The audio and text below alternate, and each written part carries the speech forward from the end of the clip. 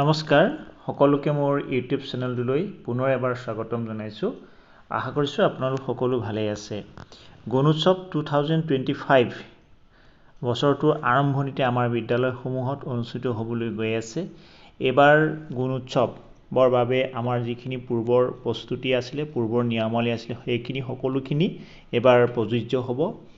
এবাৰ গুণোৎসৱত শিক্ষাগুৰুসকলৰ শিক্ষা হেতু এপৰ পৰা 3 মাহৰ এটেণ্ডেঞ্চ বিচৰা হৈছে। অলৰেডি মডিউলখন আমি পাইছোঁ আৰু বিদ্যালয়সমূহলৈ খুব কম দিনৰ ভিতৰত এই মডিউলখিনি হয়তো যাব। কিছুমান বিদ্যালয় হয়তো মডিউলখিনি পাইছে। এবাৰ মডিউলখনত শিক্ষা হেতু এপত শিক্ষাগুৰুসকলৰ 3 মাহৰ উপস্থিতি বিচৰা হৈছে। ইয়াতে পৃষ্ঠা নম্বৰ 21ত যোৱা 3 মাহৰ শিক্ষকৰ উপস্থিতি শিক্ষা হেতু এপ অনুসৰি দিব লাগিব। ইয়াতে 100% উপস্থিতি থাকিলে 5 নম্বৰ, 90%ৰ পৰা 99 থাকিলে 4 নম্বৰ, 80%ৰ পৰা 89% থাকিলে 3 নম্বৰ আৰু 80%তকৈ তলত থাকিলে 0 নম্বৰ পাব। সেইহেতুকে আমি এই শিক্ষকসকলৰ উপস্থিতিৰ খতিয়ান ক'ত পাম? বিচাৰিবলৈ হ'লে আমি শিক্ষা হেতুতে যাব লাগিব।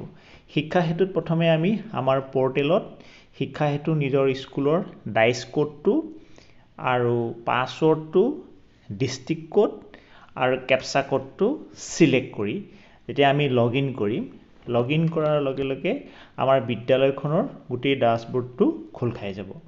ডাছবৰ্ডটো খোল খোৱাৰ পিছতে আমাৰ একেবাৰে লেফ্ট সাইডৰ চুকত 3ডাল আঁচ থাকিব।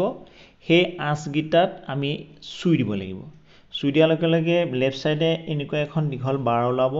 বাৰটোত কেইটামান পইণ্ট দিয়া থাকিব। সেই পইণ্টৰ ৰিপৰ্টছ পইণ্টত আমি ক্লিক কৰিব লাগিব।